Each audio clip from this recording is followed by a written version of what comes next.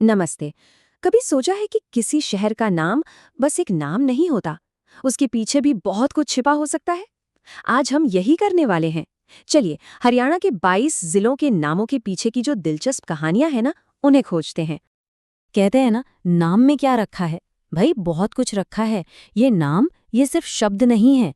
इनके अंदर पूरा का पूरा इतिहास है, पौराणिक कथाएं हैं और उस जगह की पूरी संस्कृति छिपी हुई है। तो आज हम क्या क्या देखने वाले हैं? सबसे पहले जानेंगे कि इन नामों के पीछे की कहानी क्या है। फिर थोड़ा पौराणिक कथाओं में गोता लगाएंगे, इतिहास के पन्ने पलटेंगे और देखेंगे कि भूगोल और प्रकृति का क्या रोल रहा है। और हाँ, आखिर में सब कुछ फटाफट रिवाइज भी कर लेंगे। तो चलिए शुरू करते हैं नामों के पीछे की कहानी से। सवाल यह है कि हरियाणा के जिलों के नाम आखिर आए कहाँ से? अगर हम ध्यान से देखें ना, तो पता चलता है कि इनके पीछे 4 मेन वजह हैं। कह सकते हैं कि 4 मजबूत स्तंभ हैं। ये 4 स्तंभ कौन कौन से हैं? देखिए, कुछ नाम रखे गए हैं बड़े बड़े ऐतिहासिक लोगों के नाम पर, कुछ नाम पौराणिक कथाओं के किरदारों से लिए गए हैं, फिर कुछ नाम उस जगह की ज्योग्राफिकल खासियत मतलब जमीन की बनावट की वजह से पड़े, और आखिर में कुछ नाम महान संतों और महात्माओं के नाम पर रखे गए। मतलब हर नाम के पीछे एक पूरी कहानी है जो उस जगह की रूह को बयां करती है। तो आइए सबसे पहले स्तंभ की बात करते हैं, पौराणिक कथाओं की विरासत। भाई, हरियाणा की मिट्टी तो महाभारत की कहानियों से गुंथी हुई है, और ये बात यहाँ के जिलों के नामों में साफ साफ दिखाई देती है। और इसका सबसे बड़ा, सबसे अच्छा उदाहरण है गुरुग्राम। जी हाँ, इसका नाम पड़ा पांडवों और कौरवों के महान गुरु द्रोणाचार्य के सम्मान में। ऐसी मान्यता है कि यही वो गुरु का गांव था जो उन्हें तोहफे में दिया गया था। अच्छा, अब आते हैं करनाल पर। ये नाम सुनते ही किसकी याद आती है? बिल्कुल, महाभारत के महान योद्धा कर्ण की, दानवीर कर्ण, जो अपनी बहादुरी और दरियादिली के लिए जाने जाते थे। ये शहर आज भी उनकी याद को संजोए हुए है। और फिर कुरुक्षेत्र। इसका नाम कौरवों और पांडवों के पूर्वज राजा कुरु के नाम पर रखा गया। ये वही पवित्र धरती है जहां धर्म की रक्षा के लिए महाभारत का वो भयंकर युद्ध लड़ा गया था। तो ये तो हुई पौराणिक कथाओं की बात। अब इनसे आगे बढ़ते हैं और इतिहास के पन्नों को पलट कर देखते हैं। कई जिलों के नाम ऐसे हैं जिन पर शासकों, राजकुमारियों और संतों का गहरा असर दिखता है। और यहाँ एक बड़ी दिलचस्प बात है, एक ही शासक फिरोज शाह तुगलक ने एक नहीं बल्कि 2-2 जिलों को अपना नाम दिया।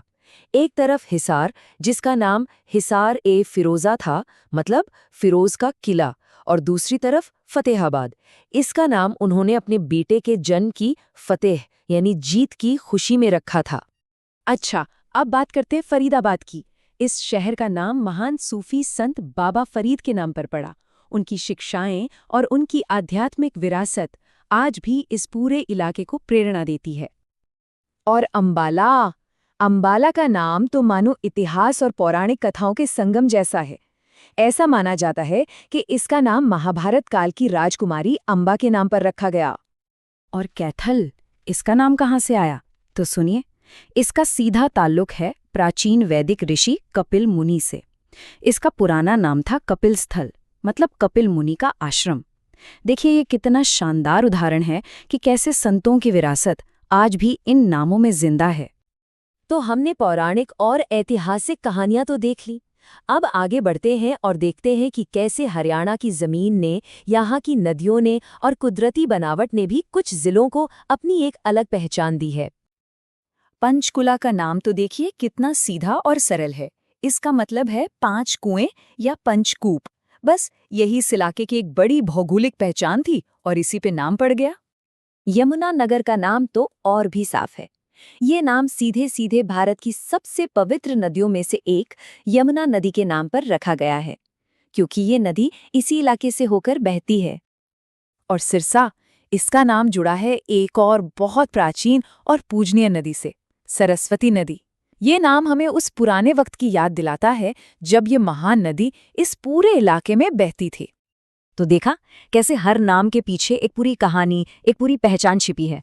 चलिए, अब जो सबसे जरूरी नाम है और उनके पीछे की वजह है, उन्हें एक बार फटाफट देख लेते हैं।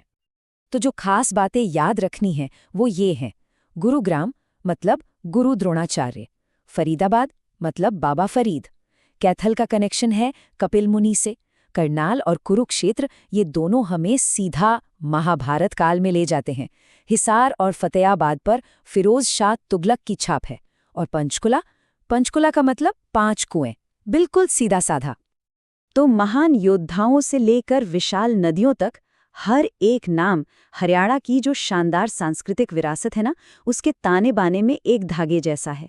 और ये सारे धागे मिलकर एक बहुत ही खूबसूरत तस्वीर बनाते हैं। हमारे आसपास की जगहें भी तो ऐसी ही कहानियों से भरी हैं। क्या कभी सोचा है कि जिस शहर, जिस गांव या मोहल्ले में हम रहते हैं, उसके नाम की क्या कहानी है? जरा सोचिएगा, बड़ा मजा आएगा।